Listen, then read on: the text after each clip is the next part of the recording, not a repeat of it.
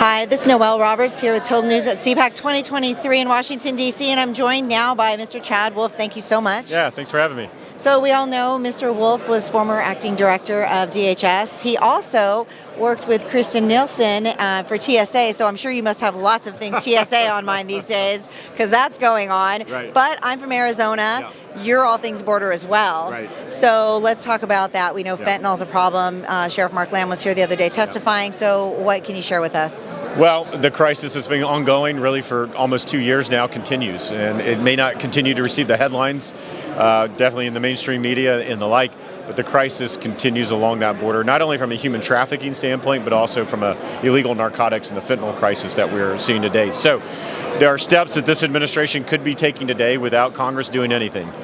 They have a lot of executive authority that they could be taking to solve the crisis on the border.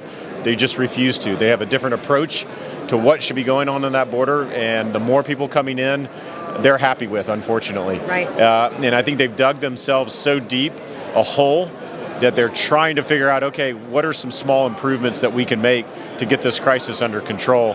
And I'm here to tell you that's not going to work. And I know that because we dealt with it for 4 years during the Trump administration.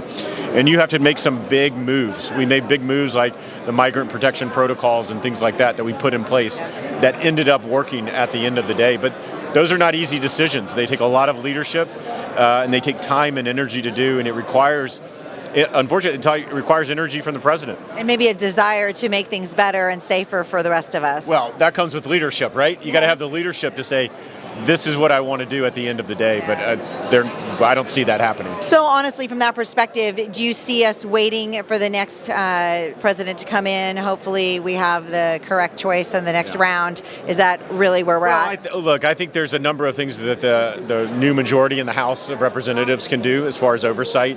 We've seen them down on the border. We saw them in Yuma doing a field hearing and the like. I would have hoped that they would have passed a border security bill by now. They have not. So they've got to get their stuff together and pass that. I think the American people want to see some solutions being provided. They don't see that from the administration. So that's an avenue for the Republicans in the House to step in to say, here's our solutions, we've passed it. It may go to the Senate and die. Okay, we can deal with that. They need to pass something from the House first. So I think that's something that can be done over the next year and a half. But you're right, you need a new Republican, an America First Republican in the White House. And then you can start really making some impact. So it looks like we have a little ways to go before that happens. As we all know, it's not going to happen probably in the next 16 to 18 months or so. So let's just keep our fingers crossed and prayers in our hearts for somebody to take over that we know and trust and will do their best for us. Mr. Wolf, thank you so much for joining me. Thanks. This is Noelle Roberts at CPAC 2023 with Total News in Washington, D.C.